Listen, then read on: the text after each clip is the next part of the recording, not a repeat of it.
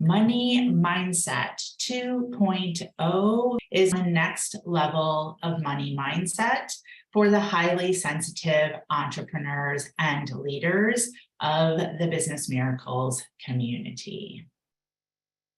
Why is this an act that is bold, an act that requires confidence, an act that perhaps is a risk at this time?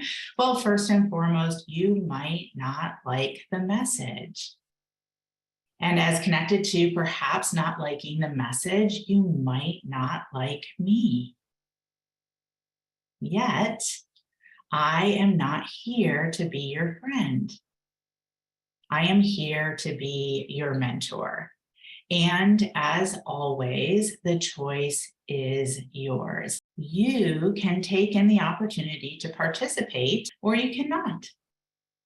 You can take in parts of it, or none of it. You can approach these teachings with curiosity and openness, watching and witnessing your responses and reactions, or not. You can choose to remember and continue to work with these teachings and with the assignments that I'll give you, or you could completely forget the minute the training is over. You can let these teachings slowly integrate into your business, your relationships, your life, or you can completely reject them. I am not attached. The choice is yours. Yet it is my job, my role, to lead this community into terrain where we may not want to go, but where we are called to go. The first part of this series is an opportunity to look more closely at your own triggers connected to money. Not so that you can become someone or do something you don't want to be or do. Not so you can reach a certain income goal to prove that you're successful. Not so that you can compare yourself to others and their income goals. Only and all so that you can find your personal peace. Peace within yourself, peace with what you choose your money story to be, peace with what you choose your relationship with money to be. According to Louise Hay, founder of Hay House Publishing, responsible for bringing us the majority of Western thought leaders over the last 50 plus years, and often referred to as the mother of self-help, Louise Hay said, most people get angry when they first hear that money is the easiest thing to demonstrate. But it is true. But we must release our negative reactions to it and our negative beliefs about it first. She also said, it's easier to teach a workshop on sexuality than on money. People get incredibly angry when their beliefs about money are challenged. And then she said, the people who want money the most fight the hardest to hold on to the limiting patterns. What is your negative belief about money that is keeping you from having some?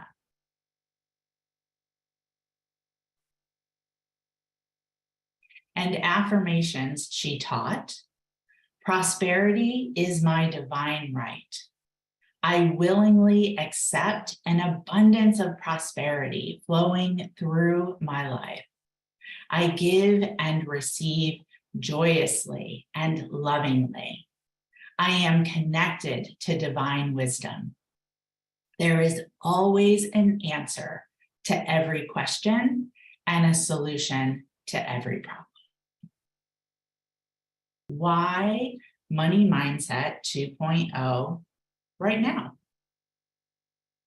Well, the terrain has changed with these exceptional times. There is a fierce focus required for us highly sensitive entrepreneurs and leaders to accelerate our own growth in order to contribute our unique lens of leadership, whether in your business, your career, your relationships, yourself, all of the above. And the terrain of business has changed.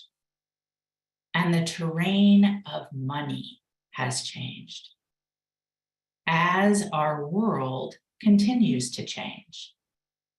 Many of you know my money story, but let me recap some highlights with some additions that might be new to your ears. First, I come from a family where scarcity was honored. I am fourth generation to Russian and Italian immigrants. The Russian side of my family, who I didn't really know, scrapped their way to America, including, I recently learned over the past year that my great-grandfather left a marriage in Russia and started a new one in America without telling anyone or dealing with it legally. He sold booze during Prohibition, got caught, and blamed it on his American wife, who went to prison for his law breaking. He started businesses, went bankrupt, and started others. The Italian side of my family built the railroads that run from Pennsylvania into upstate New York and Canada. My great-grandparents survived the 1930s depression by farming all of their own food. My other Italian great-grandparents actually built a successful business in upstate New York that became the center of contention in my family, including some nasty business with wills being changed and a lot of relationship disruption. My grandparents, who I was very close with, my second set of parents basically who raised me, rarely bought anything new. And they built as much as possible from hand always, whether food, clothes, or house. My father to this day speaks of any type of wealth as being anti-spiritual. Coming from all of this, along with losing my mother when I was 14 years old and basically being left to raise myself, I stumbled into my 20s emotionally and financially destitute.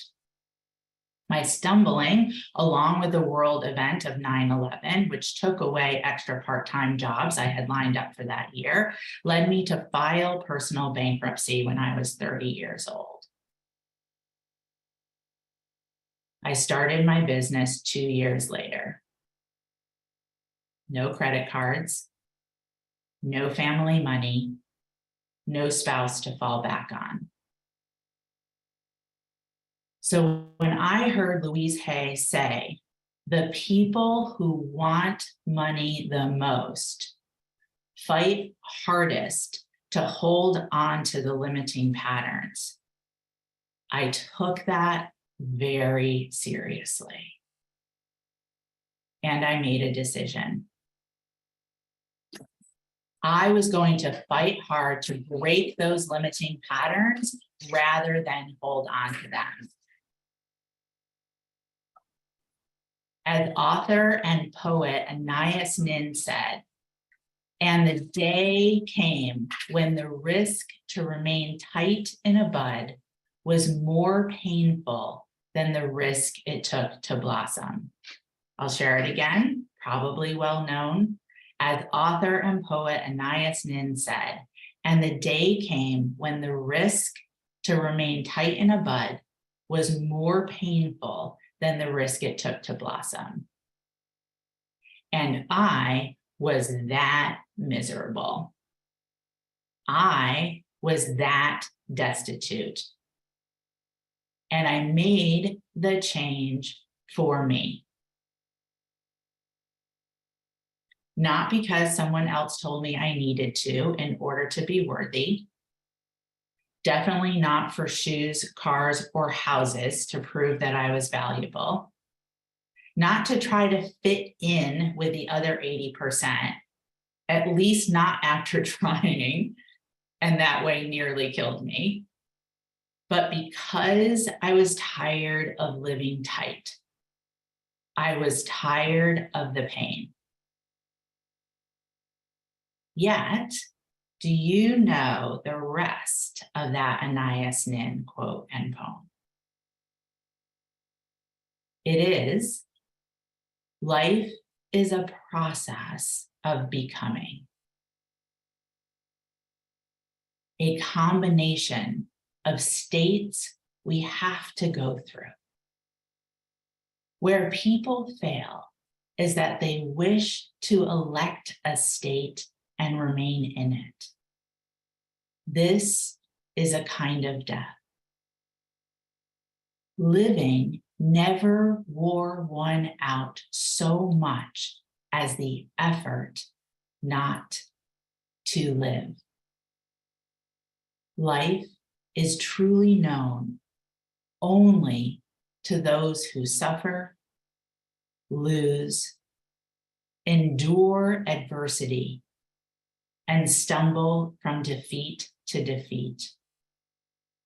Perfection is static, and I am in full progress. Abnormal pleasures kill the taste for normal ones. The choice to not live tight is a choice I continue to make over and over and over and over again. I've let relationships go because of this choice. I've had to face many difficult conversations because of this choice. And yet, the reward of the choice has always been worthwhile, hands down. I would not change it for anything. Life is a process of becoming. And so now, at this time, more than ever, the choice is yours. How do you choose to go through this 3-part series? If you choose to be in full progress, here's your assignment. 1, inquire / use auto writing for 1 week on this important question. What is my negative belief about money that is keeping me from having some? You commit to auto writing, inquiring each day for 1 week. Even if the answer is, I don't have a negative belief about money. I'm not being kept from having some. You show up and you ask the question again, the next day, and the next day, and the next day, for 7 days. Number 2, use these affirmations over the next week, however you choose. Highly sensitive leader's choice. Those affirmations are, Prosperity is my divine right. I willingly accept an abundance of prosperity flowing through my life. I give and receive joyously and lovingly. I am connected to divine wisdom. There is always an answer to every question and a solution to every problem.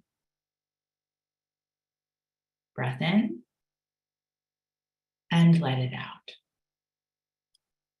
Beautiful.